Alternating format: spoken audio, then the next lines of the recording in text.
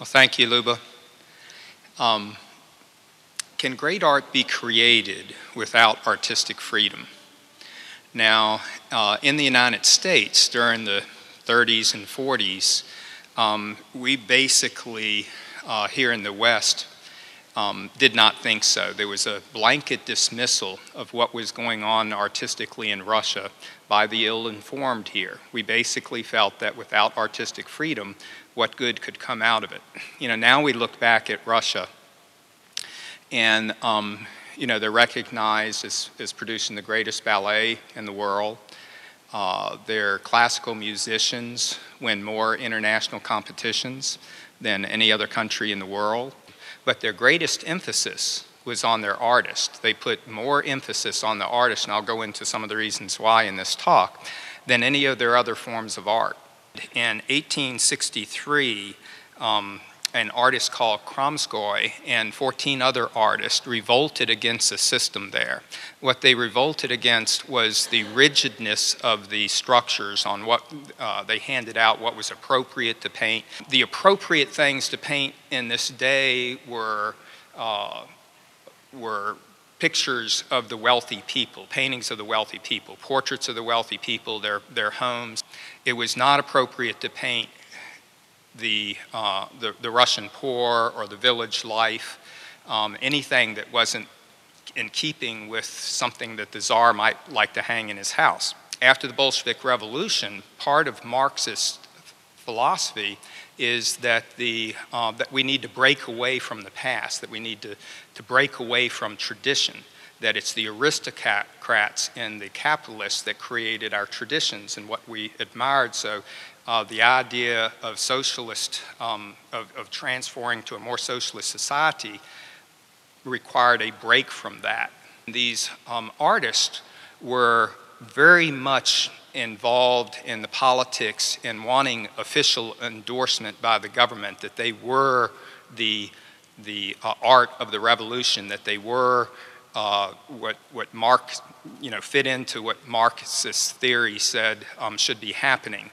And they did receive some endorsement a little bit. The focus wasn't on the arts at this time at all. And these artists were always in the meeting wanting time and demanding time, and this was important. And Lenin went to a dinner with a colleague, a political friend, and he had a daughter that was an artist, and she invited Lenin to visit her at the commune that she painted with a group of artists that all lived together. And there was one realist that was there, and Lenin really didn't make a lot of statements about the art world, but here he said that when he saw the realist painting, he says, now this I understand, and this you understand, and this the people will understand. And that kind of influenced the artwork world. So this gave them some hope, you know, because this statement came out in the media.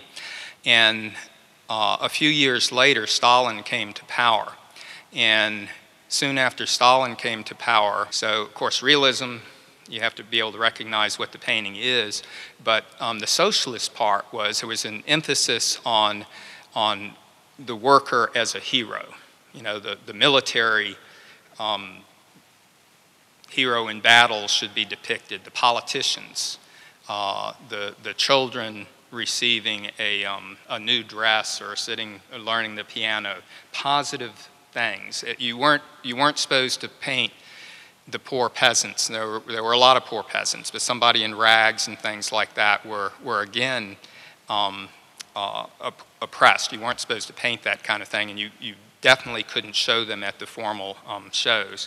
This painting where children, you know, having fun, you know, just visiting each other, and obviously going skating, you know, good, healthy things that would support society. So this is the type of art that was encouraged. The landscapes were at the all-union shows during the 30s and 40s and 50s about 70% of the paintings were landscapes. And although this wasn't an approved subject matter, it wasn't disapproved either, that it's showing the beauty of Mother Russia. This is actually a painting by Yuri Kugach, the gentleman that's hanging over on this side of the room, and we have the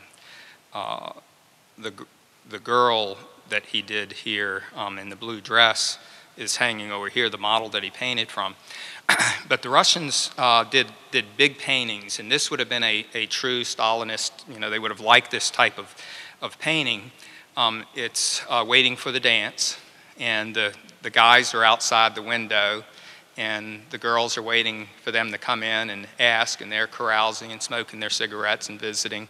But this is showing that yes, we're a great society, a happy people, and with manners and all this kind of thing. So this is a very approved type of subject matter. Russia did an interesting thing in 1942 during World War II, when Germany had broken through Russia's lines and was rapidly moving toward Moscow. They did something that I don't know that any country in the world has ever done, and that is that they desired to protect their great artist. During our Vietnam War and when we had the draft, it didn't matter if you were a great movie star or a great artist, you were expected to do your part. Well, they felt like that we have invested so much in our art training that our greatest students need to be preserved, our greatest artists need to be preserved, so they evacuated their top students that were at the Surikov Institute in Moscow and the Rapin Institute in St. Petersburg. And what they felt like was that God was the greatest creator, and that what we can, and the greatest creator of beauty, etc. And what we can hope to do is capture a moment in time of God's creation. And to do that, we have to have extreme skill. This painter is 35 years old, came through the Russian educational system, but you see a unity in all of these themes. This is an existing Surikov professor in his 40s, so this is a living tradition. They still are it's the strongest realism school in existence today. When you graduate from the Surikov, they only graduate a few students every year. When you graduate from the Surikov, everybody makes their living as a painting. So it's an extreme privilege education. It's a graduate school. It's a 6-year graduate school. Their educational system is so much different than ours. Here almost, if you're an artist and you teach, they wonder, well, you weren't maybe able to make it as an artist, so you have to teach. There, it's the greatest, you never study art to become a teacher. They invite you, if you're the very top talents, to teach. And the idea is that it's your responsibility to keep the tradition alive. So only their greatest artists are the teachers. Yuri Kugach is an example of that. He has over 300 pieces in the world's museums. I mean, he's a very, very prominent artist. He's in their greatest museums, his huge paintings, multi-figured pieces, as well as pieces like this. The Kugaches have pieces in the Tretyakov Gallery. They also have pieces in the new Tretyakov Gallery.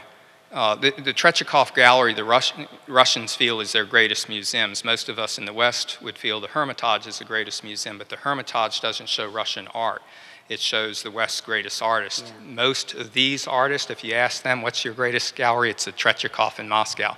And their second greatest would be the Russian Museum, State Museum in St. Petersburg, and the third would be the Hermitage. Thank you very much. I hope you enjoy the show here, and I'll be here if anybody has any questions for a little while.